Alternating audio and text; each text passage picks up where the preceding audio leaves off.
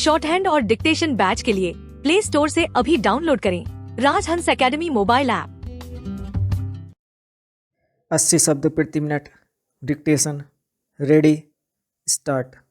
अध्यक्ष जी, किसी भी देश की विदेश नीति अपने में कोई स्वतंत्र नीति नहीं होती है, वरन वह किसी देश की आंतरिक नीति को स्पष्ट करती है।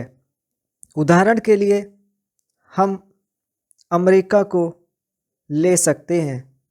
उसने अपने यहाँ अधिक अन्न पैदा किया और जब उसके पास अनाज फालतू बच गया, तब वह अपने बकाया अनाज की बिक्री के लिए ऐसे देशों की तलाश करने लगा जो उधार पर माल ले सकते हों।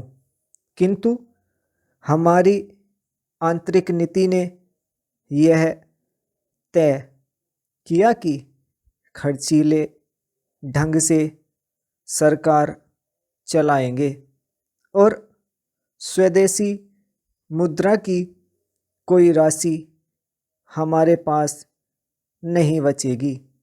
हमने कर भी लगा दिए और मुद्रा प्रसार भी कर दिया।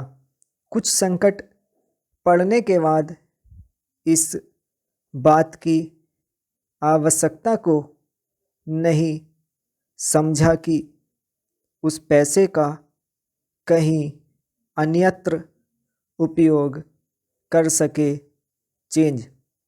श्रीमान, मुझे माननीय प्रधानमंत्री जी के इस कथन पर दुख होता है कि दुनिया के अमीर और गरीब देशों का अंतर लगातार बढ़ता जा रहा है। मैं उनसे यह पूछना चाहती हूँ कि भारत की विदेश नीति ने उस अंतर को घटाने की क्या कोशिश की है? क्या भारत सरकार ने कभी दुनिया की पंचायत में यह कहने की हिम्मत की है कि बालिग मताधिकार के आधार पर यूएनओ का चुनाव होकर एक संसद बनाई जाए?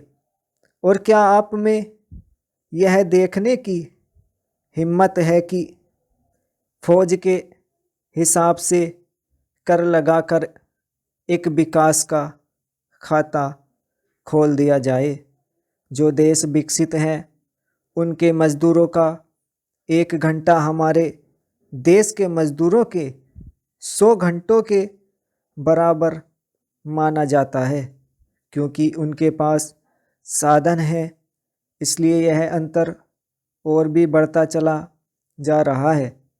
किसी देश के अंदर आंतरिक नीति में अमीरी और गरीबी का अंतर बढ़ता चला जा रहा हो और वह दुनिया के देशों में विद्यमान अमीरी और गरीबी के इस अभिशाप को समाप्त करेगा, यह समझ में आने वाली बात नहीं है चेंज।